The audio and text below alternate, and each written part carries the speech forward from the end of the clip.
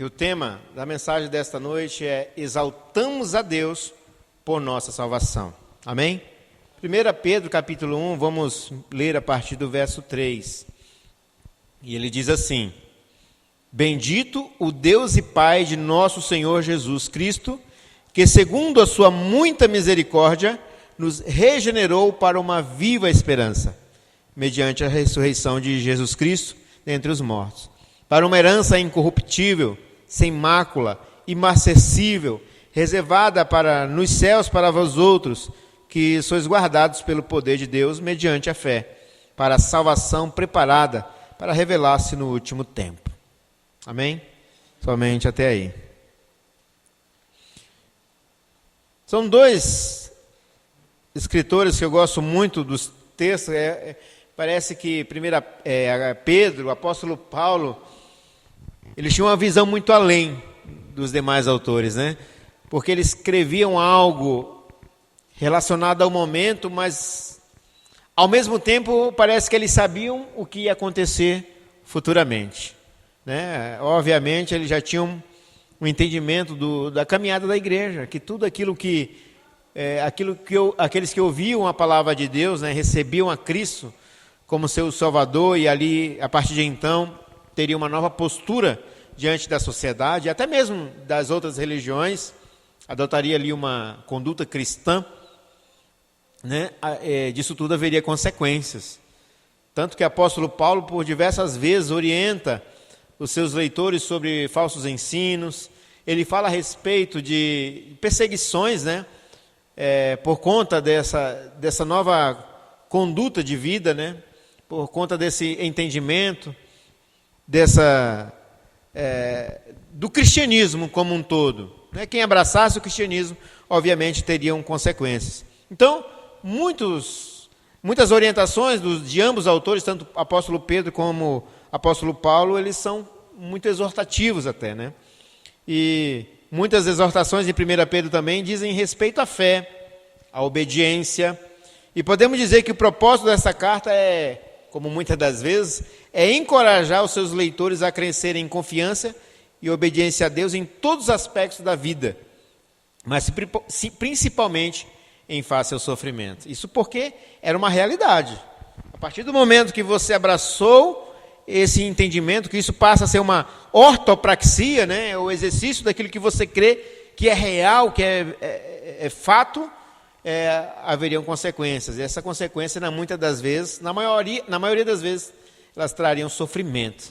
Então, o apóstolo Pedro, ele orienta muito, ele fala a respeito de permanecer firme na fé, de ser obediente às orientações de Cristo. Ele fala, apóstolo Paulo, por exemplo, ele fala muitas das vezes de ser firme, de que nós temos um propósito, nós temos uma caminhada, e enfim, são essas as qualidades que deveriam ser muito explícitas nas pregações dos tempos de hoje, né? Obviamente, os tempos de antigamente eram difíceis, mas veja bem, quanto mais dias se passam, mais estamos perto do fim. Afinal de contas, os últimos dias, ele começou na encarnação de Cristo, não é verdade? Começou ali os últimos dias, então estamos cada dia que passa mais perto do fim. E a palavra de Deus diz que quanto mais os dias vão se passando, piores são os acontecimentos. Mais as pessoas se apostatariam, mais elas se desviariam da verdade, mais elas abraçariam o pecado, mais elas idolatrariam a corrupção, a injustiça. Enfim, são tempos difíceis. E todo aquele que permanece firme em obediência à palavra de Deus e mantém nessa conduta irredutível, obviamente vai ser perseguido, né? Então são palavras reais para os dias de hoje. Assim como o apóstolo Paulo também, em 2 Coríntios capítulo 4, verso 7, a maior preocupação do apóstolo Pedro é fazer com que os seus irmãos entendam que aquilo que Cristo fez na cruz é glorioso demais para ficarmos atentando para as coisas dessa vida. E é por isso que vai nos dirigir e a nos fazer no consolar e no sofrer, por exemplo. É por isso que ele tem essa preocupação. Ele tem a preocupação de afirmar o seguinte: você já ouviu o Evangelho? Pelo menos naquele tempo, a maioria foi testemunha de todo aquele acontecimento, né? Da perseguição de Cristo, de todo o seu flagelo, da sua via crucis, né? E quando Cristo ressuscita, que aparece diante daqueles homens, para eles tudo fez sentido, né? A fé aumenta, a fé passa a ficar à flor da pele, né? Latente mesmo no coração daqueles homens. O apóstolo Pedro tem a intenção de não deixar que isso se apague na vida dos seus irmãos.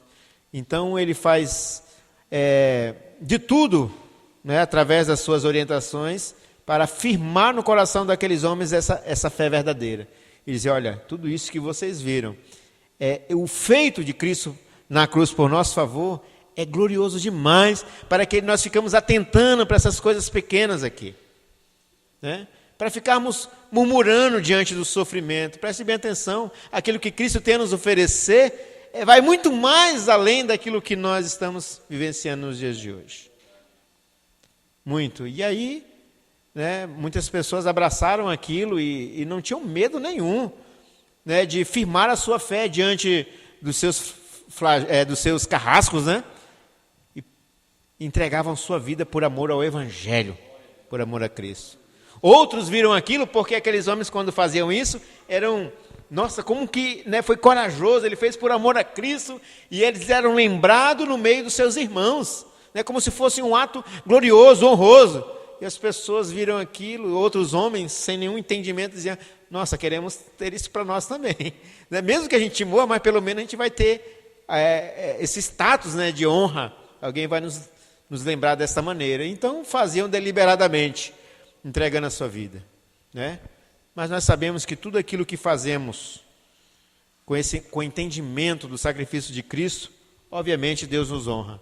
E esse é realmente o propósito, é defender a nossa fé.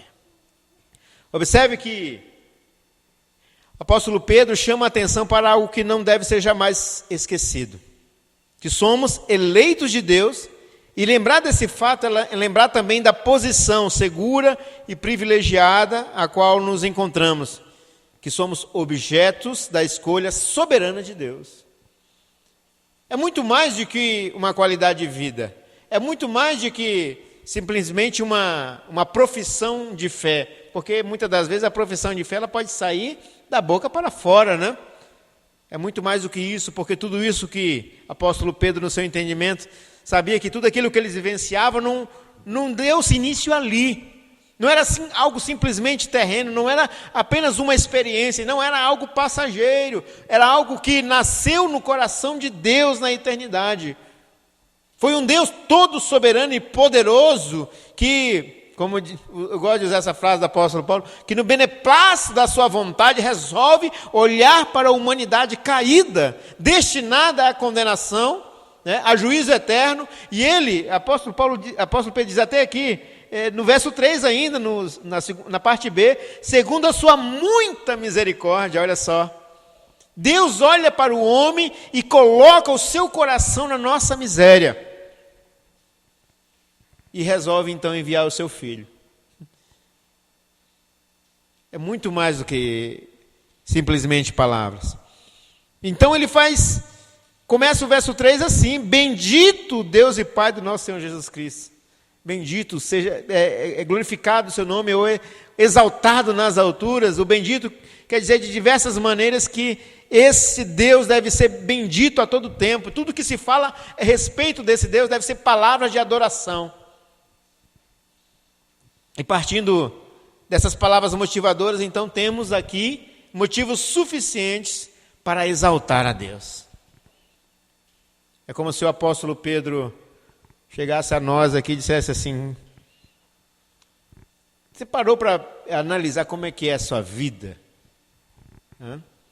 Se você vivesse simplesmente nesse plano terreno, na sua busca incansável por saciar a sua vontade, os seus deleites, né, aquilo que o seu coração tanto almeja, quantas coisas você teve que abrir mão, quantas perdas você teve, quantos momentos na sua vida você parou para dizer, olha só, parece que isso não tem fundamento nenhum, ou isso não vai dar em nada.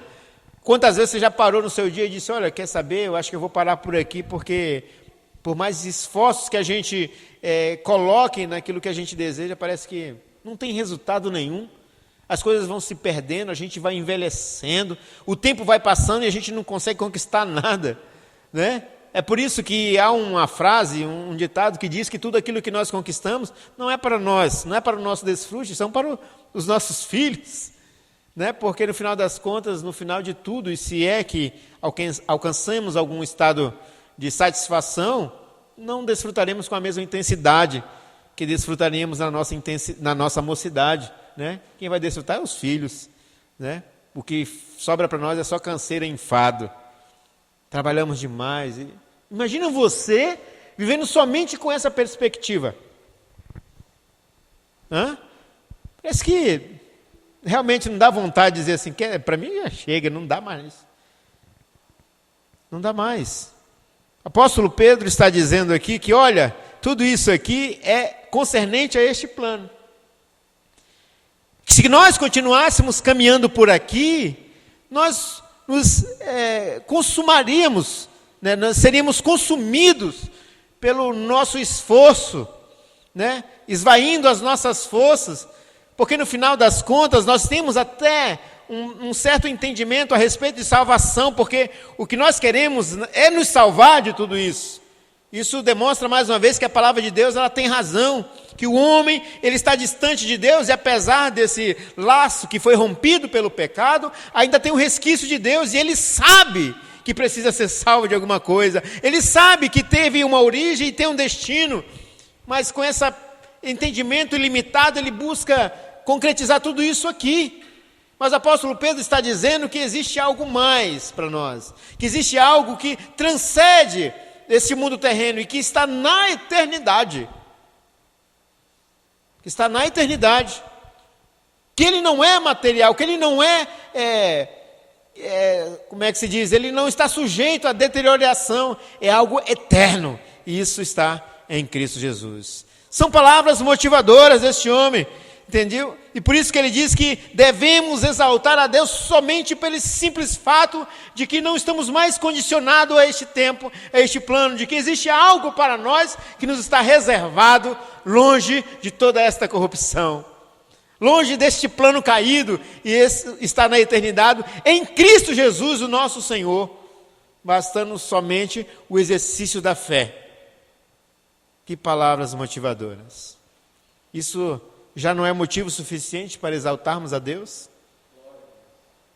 Queridos, como que seria hoje a nossa vida, dependendo simplesmente, por exemplo, da criação de uma vacina 100% eficaz, e não se sabe quando que vai ser realmente atingir toda a humanidade, imunizando todo mundo. Até então estamos sujeitos a este mundo. Queridos, se nós olharmos para isso, vamos dizer, olha, não há saída para nós.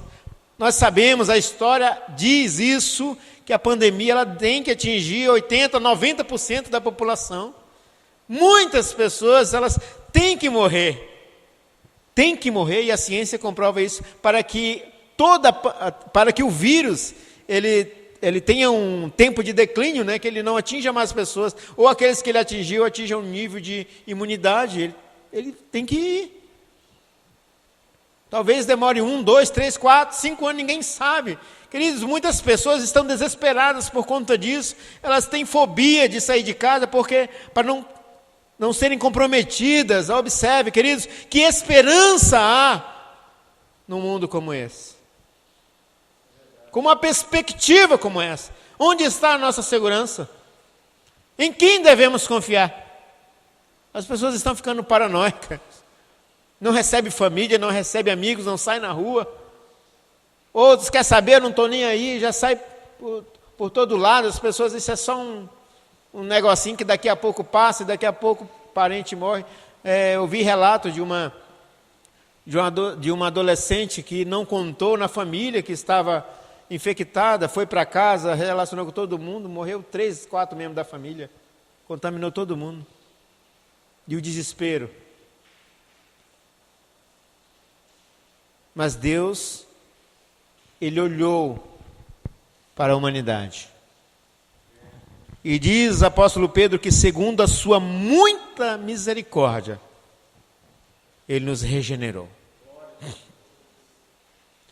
Ele nos deu um novo nascimento. A regeneração é exatamente isso. É abrir o nosso entendimento, é dar um coração, é trazer a nós uma percepção diferente acerca dessa vida, deste mundo.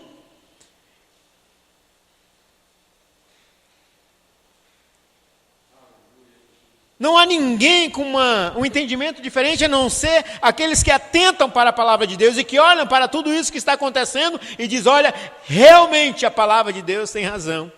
E é melhor me assegurar naquele único que pode me salvar, que é Cristo Jesus, o meu Senhor.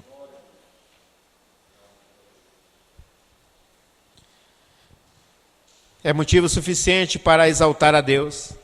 E exaltar a Deus significa colocar a Deus em um lugar alto, um lugar de honra, um lugar de respeito em nossas vidas. Quando exaltamos a Deus, reconhecemos que Ele está acima de todas as coisas e Ele é o nosso Rei.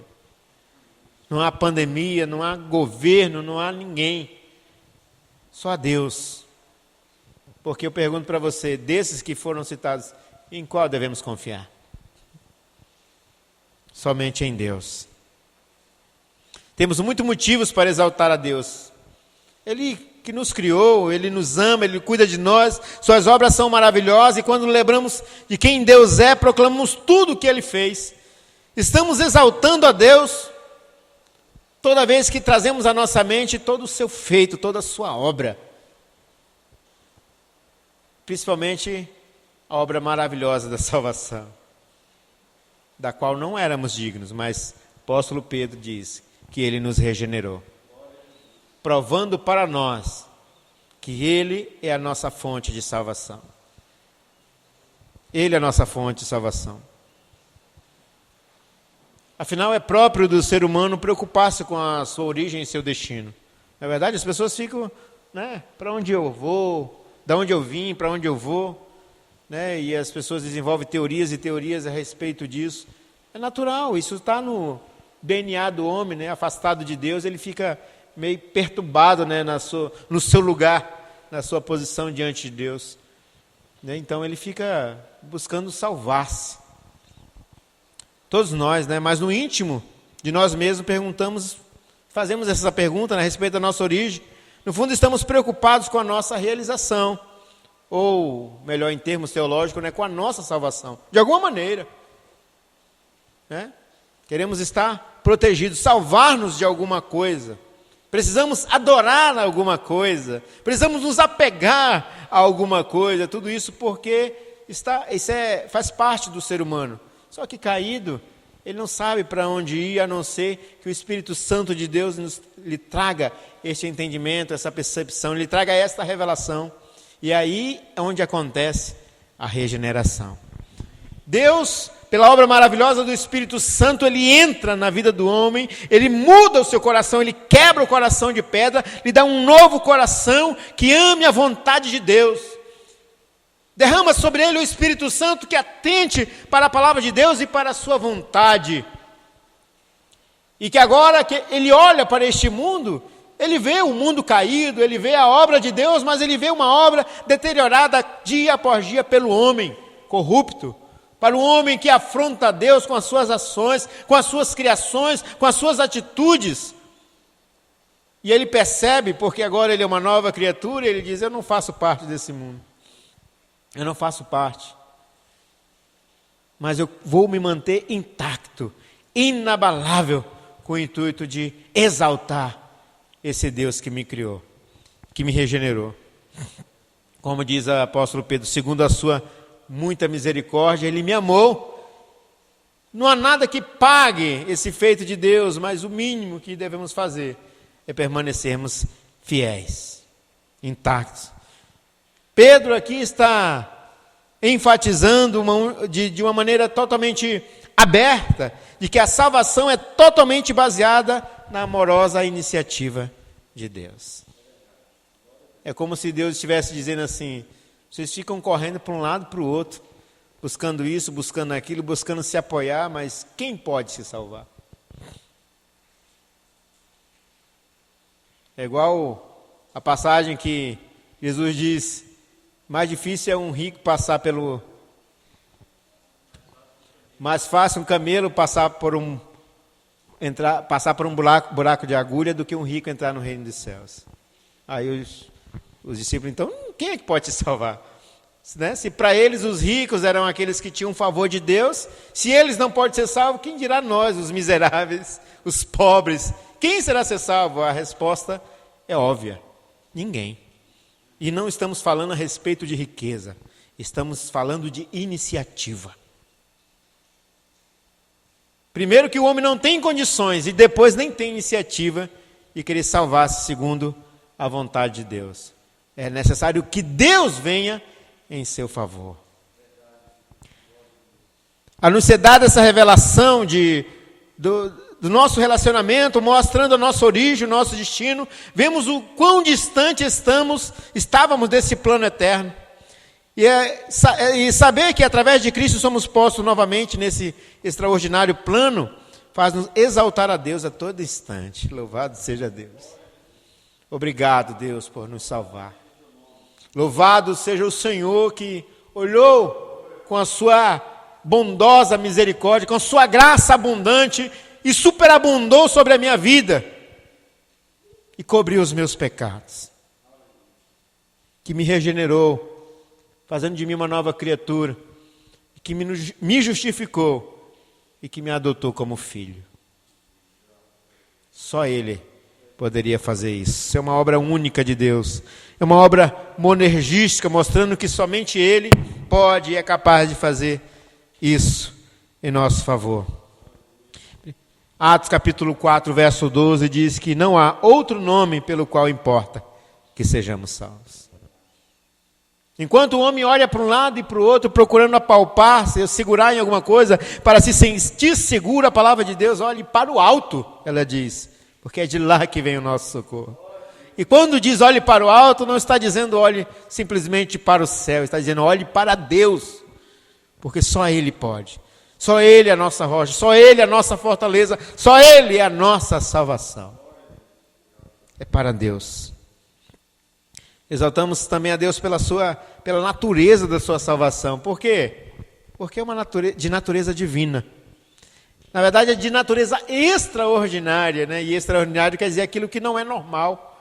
É aquilo que vai além da nossa compreensão. O apóstolo Pedro diz aqui que, primeiro, que ele nos regenerou, que é uma obra do Espírito Santo. Ele muda nossas disposições íntimas, dando um novo coração, uma nova mente, uma nova vida. Nascemos da semente incorruptível. Temos não somente um novo status, né, que é justificados diante de Deus, mas também uma nova vida. Isso é maravilhoso. Tornamos-nos filhos de Deus, membros da sua família. O crente renasce para dentro de uma nova família, como diz em Efésios capítulo 2, verso 19. Uma nova família. São os nossos irmãos, né? Aqueles que nos ama, aquele que nos reunimos, né, para compartilhar, para nos dar suporte, e também nos reunimos para exaltar a Deus, como estamos fazendo aqui nessa noite. Amém? E o apóstolo Pedro diz que, diferente do mundo, né, que fica tateando, né, tentando avivar a esperança de alguma forma, o apóstolo Pedro diz que ele nos regenerou, não para uma esperança terrena, né, para uma viva esperança. Uma viva esperança, para uma viva esperança mediante a ressurreição de Jesus Cristo dentre os mortos. O apóstolo Paulo ele descreve o mundo caído como um mundo sem esperança. Efésios capítulo 2, verso 12. Nós que outrora estávamos neste mundo, andando desgarrados por aí, nós que andávamos segundo o curso deste mundo, é um mundo que ele não tem outra coisa a não ser caminhar segundo para o qual ele está designado, que é para a perdição. E todos aqueles que fazem parte, eles são guiados. Não importa o que você faça, não importa o plano que você faça para a sua vida, no final das contas tudo vai cair no mesmo buraco. Mas o apóstolo Pedro diz que nós somos retirados de lá. Ele nos transportou das trevas para o reino do Filho do seu amor. E lá, em Cristo Jesus, temos uma viva esperança. Porque essa esperança está condicionada a Cristo Jesus, o nosso Senhor, que morreu, mas ressuscitou e está sentado à destra de Deus, o Pai nosso Deus. É por isso que ela é viva, é por isso que ela é segura. É por isso que ela é imaculada, é imarcessível, ela é imutável, porque ela é Cristo Jesus, o nosso Senhor. Essa é a viva esperança. Somos regenerados para isso, para uma qualidade superlativa de vida. Somos regenerados para a esperança, e essa esperança tem duas características, né? Primeiro, porque ela é viva, obviamente. E segundo, ela é segura, pois está fundamentada na ressurreição de Jesus Cristo. Existe para nós, para todos aqueles que entenderam, que exalta a Deus para a sua salvação, uma herança. Esse dia eu estava falando a respeito de herança, né? Não lembro com quem falando que, daqui um dia quando se partir, guardou isso, tem aquilo. Eu falei, eu não sei se eu tenho herança não, desse tipo não. Foi, né? Eu não sei se eu tenho herança não. Todo tempo a nossa família sempre batalhou muito, no final das contas, né, para deixar no mínimo as contas pagas, né? Para aquele que fica, não fica muito enrolado. Não sei, mas uma coisa eu tenho certeza, que há uma herança reservada para nós na glória. Disso eu sei. Talvez os meus filhos não sei se vai ter. Eu falei, esse negócio, toda a vida que eu vi de herança só dá briga. Então, se eu perceber que eu vou vender tudo e vou viajar. Não vou deixar nada para ninguém. Quem quiser que construa o seu. Mas a herança de Cristo não se faz isso. Não se vende, não se troca, né? Não se perde. Ela não dá briga porque ela é recebida com um coração grato. É algo que nós nem imaginávamos, mas Deus, Ele reservou, Ele preparou para nós. Apóstolo Pedro diz aqui no verso 4, para uma herança incorruptível, sem mácula, imacessível, reservada, preste bem atenção, nos céus para vós outros, que sois guardados pelo poder de Deus mediante a fé, para a salvação preparada para revelar-se no último tempo. Irmão, você ouviu isso? Reservada para vós outros, para vocês, para a igreja do Senhor. Mas ela não está condicionada a uma obra, né, de labuta incansável, diária, de sofrimento, eu tenho que fazer isso, senão eu vou perder minha... Não! Ela diz que isso já está reservado. E outra, esse Espírito, ele diz assim, que sois guardados pelo poder de Deus. É fato que vamos alcançar esta herança. É fato. Mas ainda estamos neste plano, neste mundo. Porém, cabe a nós a fidelidade à palavra de Deus, né? A firmeza na fé. Isso não quer dizer que você tem que fazer isso para receber a sua herança. Isso faz parte daqueles que já foram regenerados pelo poder do Espírito Santo. Já fazem parte. Que nós possamos exaltar a Deus a todo instante, por Ele ser o Deus da nossa salvação. Por Ele. E que nós também sejamos instrumentos de Deus para levar essa salvação a muitas outras vidas, principalmente neste tempo tão angustiante. Amém? Através da pregação do Evangelho. Isso é responsabilidade nossa, responsabilidade da igreja. Amém? Esta é a palavra que eu quero compartilhar com a igreja nesta noite, exaltando o Deus da nossa salvação. Fique de pé em nome de Jesus.